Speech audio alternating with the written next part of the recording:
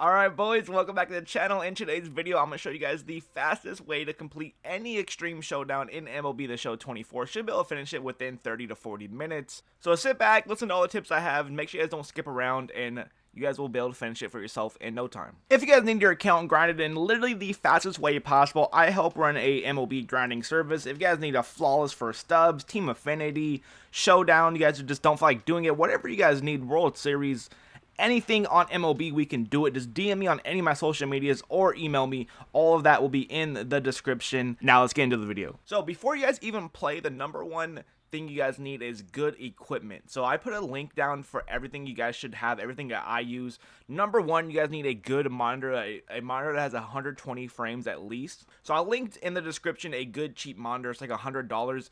It is very essential that you guys have a good monitor. If you guys are one of those people that just cannot catch up to a fastball, 9 times out of 10, that might just be because your monitor is just too slow and it's very hard for you to pick up a fastball with lower frames. I also linked a good controller for Xbox. Unfortunately, I don't know any good controllers for PlayStation if you guys are on PlayStation, but if you guys are on Xbox, you guys could buy that controller. Linked in the description. It is 0 latency, which means you guys will have no delay from when you guys press the swing button. That will definitely help you guys a lot. And I also linked some control freaks that I use. It is not essential to have control freaks, so if you guys don't have a bunch of extra money to be spending, don't have to buy the control freaks, but it'll just help you guys out. 100% need to have a good monitor, though. Go find a good monitor. If you guys don't like the one I put in the description, it's a very good, cheap monitor for you guys. Find one that'll work for you. Get 120 frames or more, and you guys will be good. Monitor is the number one thing you guys need. So in today's video, I'm going to show you guys how to complete the Team Affinity Extreme Chapter 3. Now, this exact method will work for any Extreme Showdown or any regular Showdown you guys are trying to do as well. Just follow the tips and change it up a little bit if you guys are doing a different Extreme Showdown. First things first, you guys want to look at who the final showdown is. So the final showdown for the Team Affinity Chapter 3 is Kerry Wood. So I already know Kerry Wood is a right-handed pitcher, but if you guys don't know what side the final showdown pitcher pitches from, just Google it and completely draft your team for the final showdown. So Kerry Wood is a right-handed pitcher. So when I go to draft, I'm drafting everyone that can hit really good against righties, and I'm gonna make sure I have some people that can hit pretty good against lefties as well, because there will be some lefty challenges. So, for example, here, CJ Cron only has 97 contact versus righties, which is not that good considering everyone's at 99, so you're going to have a lot of good choices. Wade Boggs, 125 on both sides, and then Whit Merrifield, 125 with a 109 against lefties. So, to me, Wade Boggs is the absolute best card to pick here. You got 125 on both sides, so if you have to go up against a lefty, Wade Boggs can still do it, so this is the perfect option for you guys. Now, right here, everyone is not looking that good. Eric Davis is a good card if you guys want someone on the bench that could run. CJ Cron is pretty good, but it looks like Ryan Ludwig is the best all-around hitter. 108 versus righties and 97 versus lefties is looking perfect for what you guys need. So just keep drafting people that can hit really good against righties, and then a few people that can hit solid against lefties as well, because you will have 1 to 2 challenges against lefties. So the only perks you guys want is the exit velocity boost in 7th inning or later, the exit velocity boost while losing, and then the exit velocity boost while no runners are on base.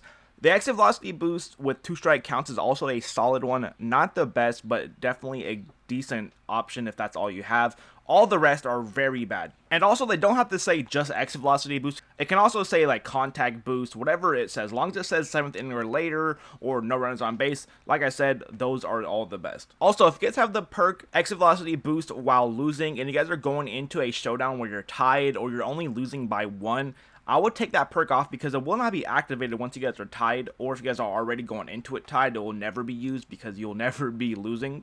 So even if you guys have a worse perk than the exit velocity boost while losing, just take it out because it will not even be activated while you're playing. So once you guys create your lineup, it does not matter if they're out of position. Also, don't look at who I drafted. I just spammed through, so don't think this is a good team.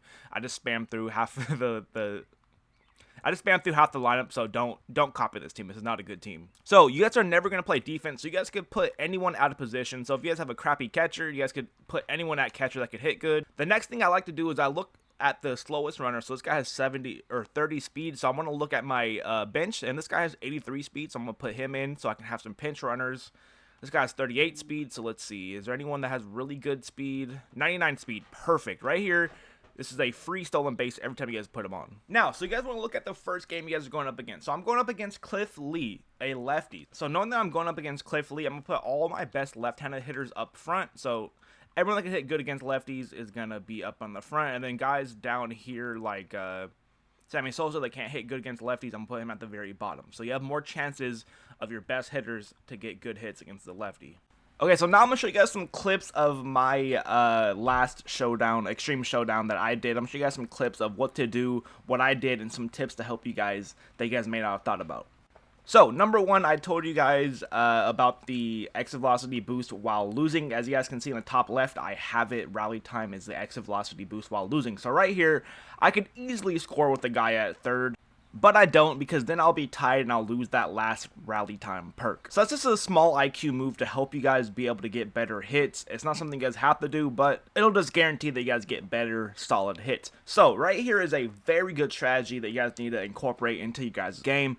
Is bunting when you guys have someone on first and second, or first in general. So in this situation, there's two reasons why I'm bunting. Number one, I do not want to double play, and number two, I only need 3 runs to win. So that means once I get the runners over to second and third, that means I'll have at least 7 chances to hit a home run, which you guys should be able to do that in 7 chances with all these 99s and all these perks. And just imagine if you guys go for the swing, you guys run into a double play. Now you guys only have 6 outs, you only have a runner on third, and you guys need 3 runs still, so that means you have to get at least 2 hits to score some people, at least. And on top of all of that, you could get a base hit on a bunt. You never know. I almost got a base hit here. Normally, I hate bunting, but in this scenario, you kind of have to against Extreme Showdowns. When you guys are playing on Legend or Hall of Fame, you got to take what you guys can get. Now, this is a pretty obvious tip for the people that have watched any of my hitting tip videos, which if you guys haven't, I would highly recommend to go watch one of my hitting tip videos. I dropped a really good one on my last video. Go watch that and then come back to this video. But with that being said, patience is a #1 key to any of these Extreme Showdowns. Patience is key. They're going to throw you a lot of balls. Just be patient and get ready for that fastball down the middle. Bam, easy home run. Or also be ready to take walks. They're going to pitch you a lot of balls. Be patient and be willing to take walks. So with that being said, your goal is to get the pitcher tired as fast as you possibly can. My train of thought is I want to get at least 4 to 5 pitches per out. So let's say you guys have 4 outs. You guys want the pitcher to pitch around 20 pitches already. So just don't be swing happy. I feel like that's where a lot of people fail, is they're swing happy, and they even swing at strikes. Sometimes when it's a 2 to 3 ball count and maybe 1 or no strike, sometimes I don't even swing the bat unless it's right down the middle, like right exactly where I want it. Now, the biggest help I can give you guys right here is still the base no matter what, unless you guys have a lead of 4 runs or less. So if you guys are losing by 5 runs or more, that means you guys can go all the way to third and they will not even throw the ball over. So what I do is I'll go to second. If they throw me a strike, I'll just stay at second, and then I'll wait till later to go to third. But if they throw me a ball, I'm going to go to third. And I will not swing the bat at all, because you do not want to give up a double play. Even if the ball is right down the middle, when I'm stealing, no matter how good the pitch is, I do not swing. So right here, perfect example. I'm up by 6. Very first pitch, I'm stealing, and I will not swing the bat, even if it's right down the middle. Not swinging the bat. They're not even going to stand over at second base. Easy stolen base every time. And now I have a strike, so the next pitch, I'm not going to steal, and I will swing the bat if it's a good pitch.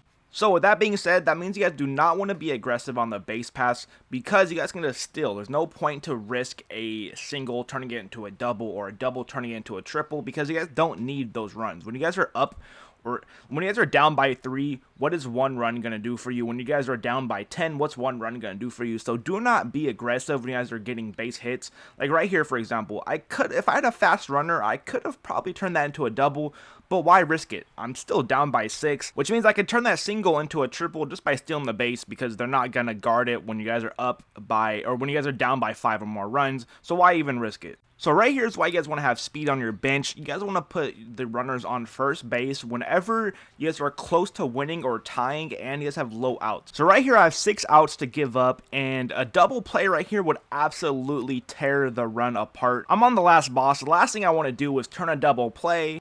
Now I'll only have 4 outs to get 1 run, which is still decent, but not as good as having 6 outs with a runner on first, or runner on second base with good speed. So now all you guys need is a blue pit, or just end it with a home run and be done. So that's all my tips to complete the final showdown. Also, don't get mad at the BS. There's going to be a lot of perfect outs. It is what it is. Don't get too mad.